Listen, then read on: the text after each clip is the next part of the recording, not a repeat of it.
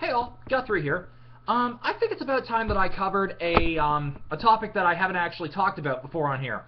I am normally affiliated with a group, with two groups locally on Vancouver Island in British Columbia, Canada, which are called live-action role-playing groups. Live-action roleplay, or LARP, is a sort of reenactment type scenario. Where basically think of it as Dungeons and Dragons but done live instead. Just to show you what I mean, this is a LARP katana. It is made with PVC pipe, foam, and duct tape. And this is my LARP short sword, a sort of gladius, which is also made again with PVC, foam, and duct tape in a similar form. Normally on Saturdays and Sundays when I can afford to or when I have the time, I will generally go up to either Medieval Chaos or Freedom LARP, which are both local, and I will play my character who who is actually, guess who? None other than Pseudonymous of Pseudonymous Observer Report. The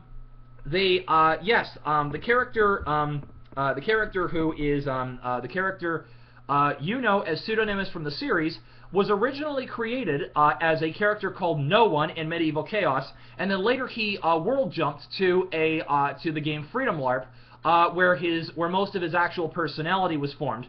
The observer elements of the story and that backstory, I was actually working on for a science fiction novel I was attempting to create, but was kind of getting stymied on. So I decided to move that element into the Pseudonymous canon to fuse two of the things that I was actually fuse two of the best elements that I was working on and get my get my new sci-fi elements kind of up and off the ground for what I wanted to do. Anyway, all of that aside, the reason why I am talking to you today is because of the fact that I have had a bee in my bonnet for quite some time about a design and build project that I want to do. Live-action role-play groups. In live-action role-play groups, one of the things that happens to be available is an archer class.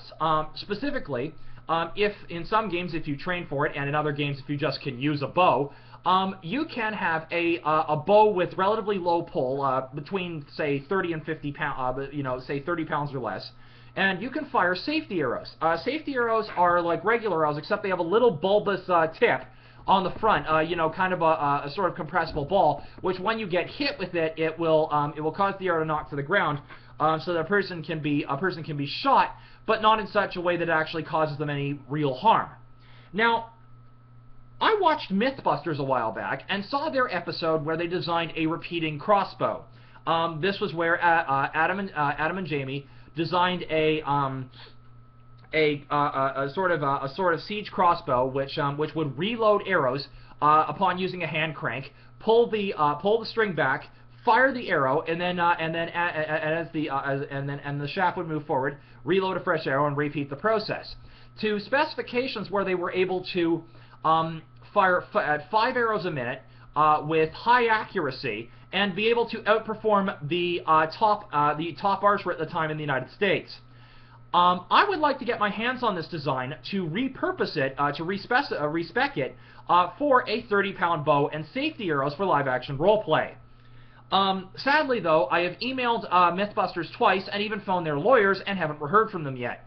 Now, hopefully they will try to get back a hold of me, but as an extra added incentive, I am calling on my subscribers and anyone else who watches my channel to tweet at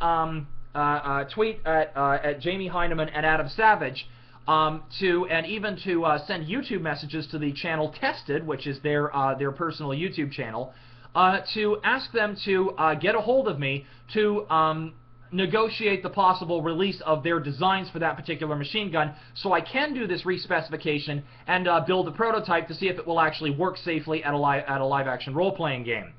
In addition to the websites of the two LARPs that I'm talking about, which I posted below, there will also be posted the YouTube page for the Tested channel. And you just click the About section to send them a message there, and also as well, there will be the Twitter handles there as well, so that you can tweet at them. I'm asking everyone not only to tweet at them, but also to retweet this video and get other people to tweet at them as well. My hope is that if a large number of people who like LARP, or who at least are interested in possibly seeing me do a decent, a decent usable build of something that the Mythbusters have actually come up with, and and actually put it to a practical use. My hope is that the more people who tweet at these guys will finally get them to go, okay, we'll contact Guthrie and possibly at least talk about about doing a redesign for this purpose. So yeah, thanks again, guys, for watching. I hope that you will. I hope that you guys will make follow through with my request. And with any luck, hopefully Adam and Jamie, M5 Industries, or somebody there will say, will at least get back a hold of me and tell me what I have to do in order to be able to get these, in order to be able to get a look at the plans. So yeah, catch you later.